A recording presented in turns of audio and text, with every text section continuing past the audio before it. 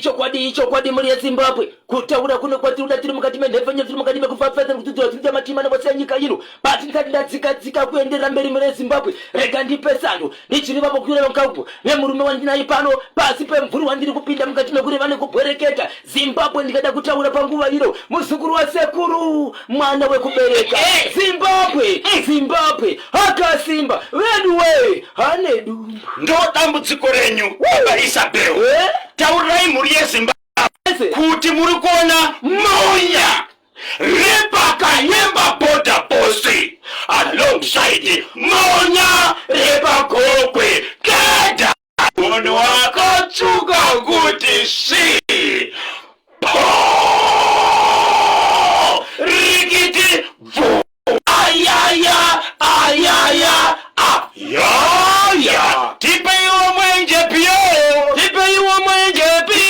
tipeiwa mwenje pio pasrima ya emeniwo valoya vanapiro mumba iwe boshongora papapati makabatile Zimbabwe nasi icho kwadi muri Zimbabwe rigandire vende chitizo zvinenge zvakawanda zvinenge zviri mukati menyika tiri mukati mekureketa mukati mekupwereketa pamusoro pekufara vamwe vanga vari mukati memafaro vamwe vari mukati mekuchema vamwe vari mukati mekuenda kunorima vamwe vachiita zvese zvakasiyana siyana asi nyaya iripo ndiye kuti zvandiri kutaura panguva iro zvinhu zviri kuitwa nevanhu vapenyu vari kurarama mukati menyika yeZimbabwe right ndositaura icho kwadi muri Zimbabwe ndikada kupinda mkoba wangu ndiri mukati menzvimbo yekuchitsungo zuro kwakapinda mumwe murume achipinda mumatare dzimhosva nenyaya yekupomerwa mhosva yekuti akabata mwanasikana wake ndokusvika pakumupa mwana atori pamba iye ari pamba mwana ari pamba musikuru ari pamba akapinda mudare nezuro asi zvakabudiswa nemunhu akashevedzwa kuti azobatsira mukati menzvimbo wamweziko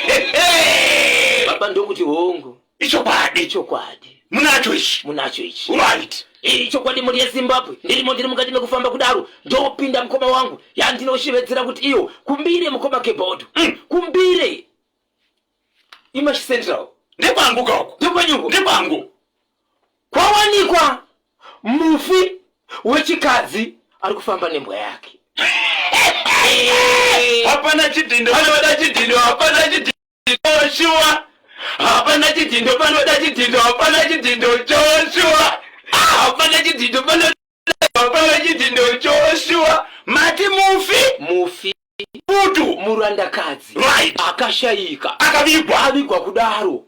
akatozosvika pakuti imbwa iyoyo ine munhu wayakarumwa chigumo chiri kurapwa muchipatara chiri munzvimbo yembire izvezvi kune munhu ari kurapwa arumwa nembwa iyoyo imbwa yanaye muri Zimbabwe regai ndikosera nengoti turu mukoma keboard imwe nyaya dziripo Harare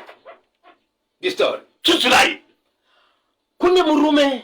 akasungwa mushiri mekupomerwa kunzi aita bonde kana kuti afambidzana nemwanasikana ari pasi pemakore gore 15 ndingangoti mwana uyu ane 15 years okay aine 15 years murume uyu ndiwo kutamba nemwana uyu vabereki vamwana vachibva zviziva rega ndingonyudza gejo right icho kwadi muri Zimbabwe ndiri mukati mekuri wapamisira penyaya iyi paita murume ane makore nemhuri yake achigara nemukadzi but mukadzi uyu haana kana mwana naye kureva kuti vari mumba but murume akatomboita mwana kune imwe mhuri asi mukadzi wari kugara naye haasati ane mhuri ndokubva aita mumwe musikana waakatanga kufambidzana naye wandingashivisa kuti girlfriend yake chikonzero kumba kune munhu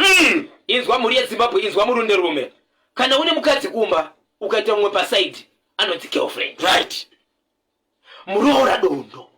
asingazivikanwa kumba zvadaro mukomba KP akabatwa nababa vemwana uyu kuti ndozvaari kuita ndokubva arohwa keshi akachanzwa mari pamutemo wedu unoti iwo mwana ari under age haatogari adyirwa mari imhosva inofanira kuendeswa kumapurisa but babapa vakaita murume uyu zvikanzizo unza keshi yaringakwanisa kutaura nezita kuti imari right ndokubva azobata kepiri ndobva abvisa futi mari abvisa mari kudaro aba ndokuona kuti mukomana uyu mwana uyu ari kunakirwa naye anomuda ndokubva vazomuchaja mari inosvika 3000 kahwani kuti ndikuda mari 3000 murume pakanzi 3000 akati inga ndakambokupa imwe mari 1 zvava zvapachina kuti muruziva kuti mwana uitoda sei tiri kufanidzana anditika saka namakuti 3000 ine ndisingatori mwana wachona azvikwanise kuti zviitike zvikanzi acha kuna mapurisa because wena mukomana akanoda kuna mapurisa ende zviri muno report vabereki nemwana ndobva uno report ende mwana sikana ndingatungamidzwa ndobva uno report kumapurisa aripota kumapurisa mutemo unoshanda ndobva mukomana chibabato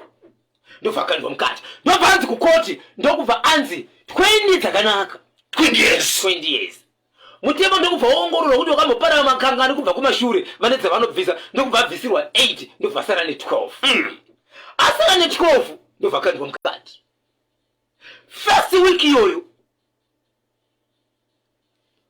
murume uyu anga ne girlfriend yake imwe isiri futi mukadzi wokumba girlfriend iyi ndokubva yanzwa kuti murume uyu asungo zvikanzi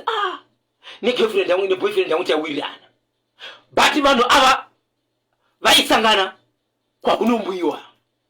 kupawa okay ndoko vaitambira vachisangana but vari vanhu vanotozikana kuti tikasangana mbori kasangana babe tinofambidzana girlfriend ndokubva yaenda kuvabereki vemurume akasungirwa nyaya yekutamba nemwana mudiki zvikanzi ndanzwa kuti nhenga akasungwa but zviri kundirwadza nekuti mukomana uyu murume uyu neni taifambidzana handinambogara ndakanganisa naye but nyaya ndiri kunzwa kuti ane imwe mari yakatombobvisa kuvabereki vacho but why vazosvika pakuita sei kumusungisa ndiri kukumbirawo kuti mungandizivisa here kuti kubva panoya rekutanga ichiaita nyaya iyi ndikwanise kupindira panyaya iyi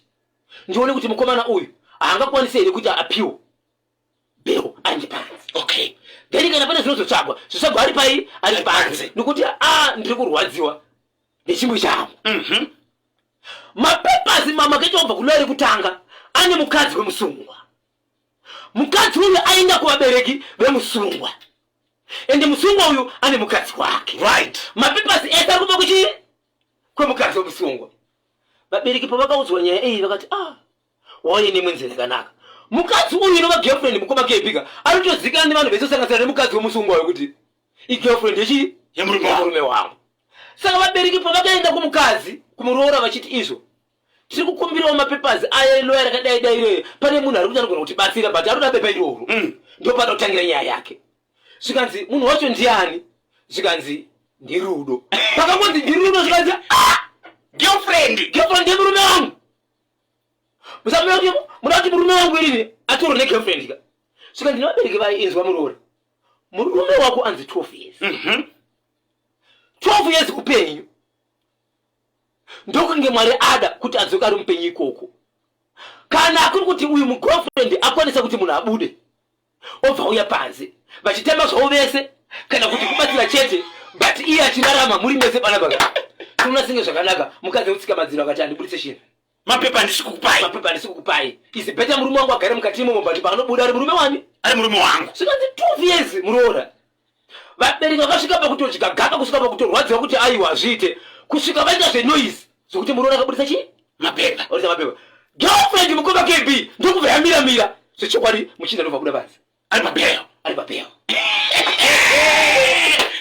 beyond deep down beyond deep down beyond deep down beyond deep down beyond deep down beyond deep down yeah haleluya vanapiro mumba iwe regai ndikubatei muromo manje timbonzwa kanhau muntundi watonga pabodzikana nambia chifukwa chakuti nthawe dzacho go pana 10:30 pa National FM